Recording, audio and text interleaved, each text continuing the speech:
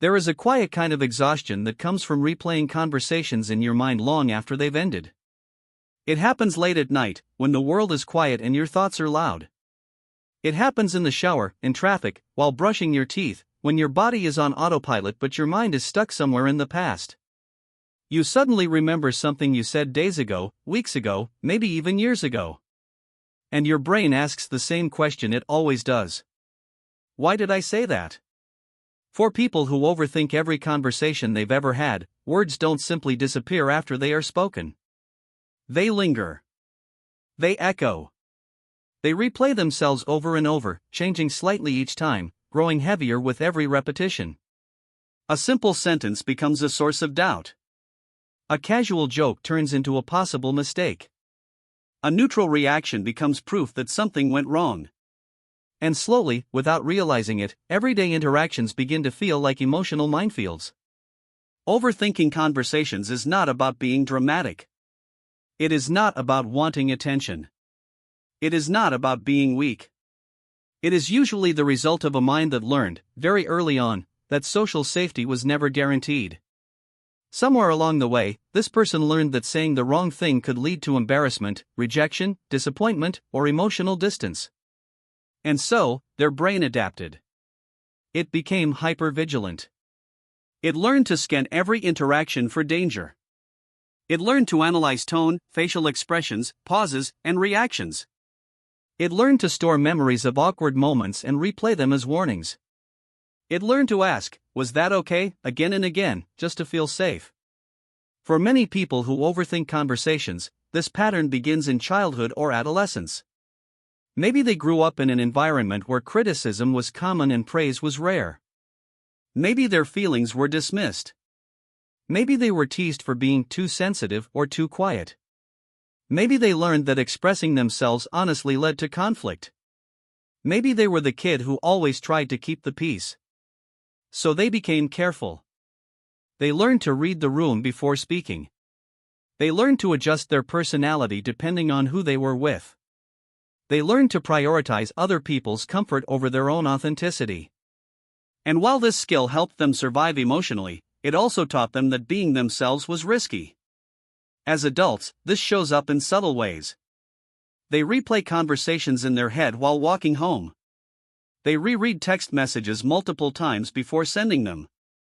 They analyze someone's response for hidden meanings. They worry about how they sounded, how they looked, how they were perceived.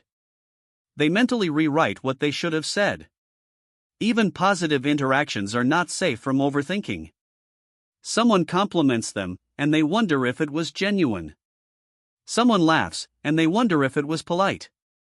Someone says it's fine, and they wonder if it really is. Their mind rarely accepts things at face value.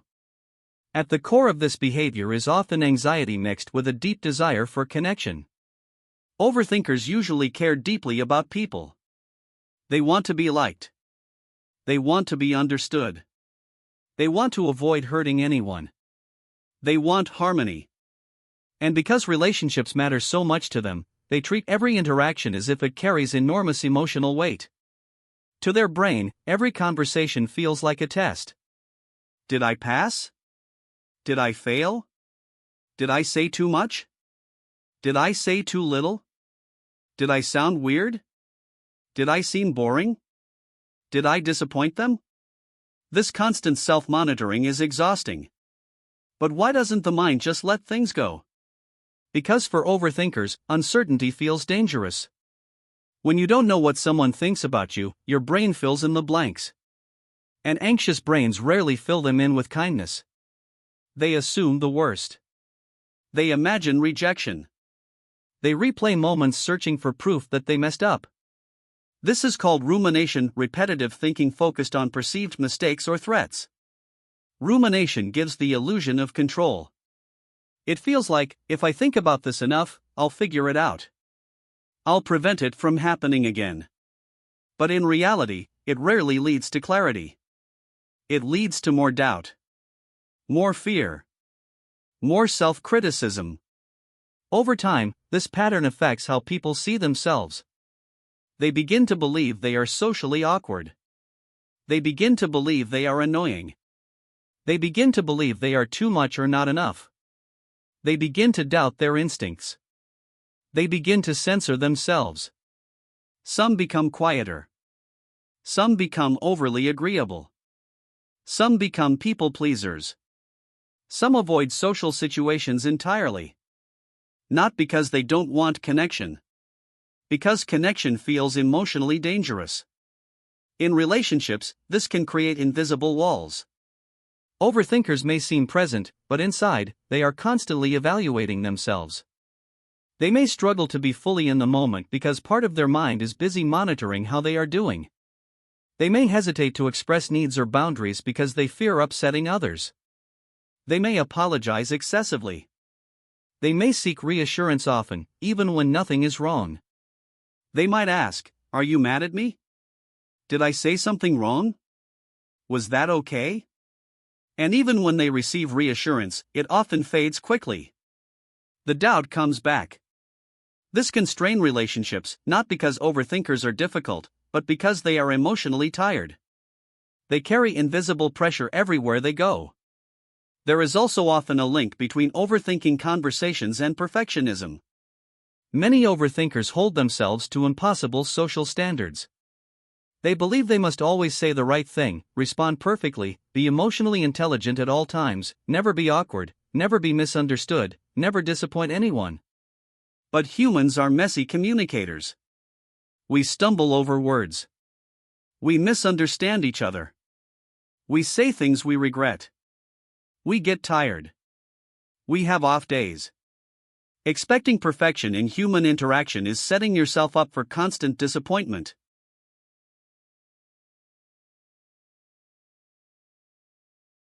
Another important factor is emotional sensitivity. Many people who overthink conversations are highly empathetic. They feel things deeply. They notice subtle emotional shifts. They care about how their words affect others. This is a strength. But without boundaries, it becomes a burden. They take responsibility for emotions that aren't theirs. They assume blame easily.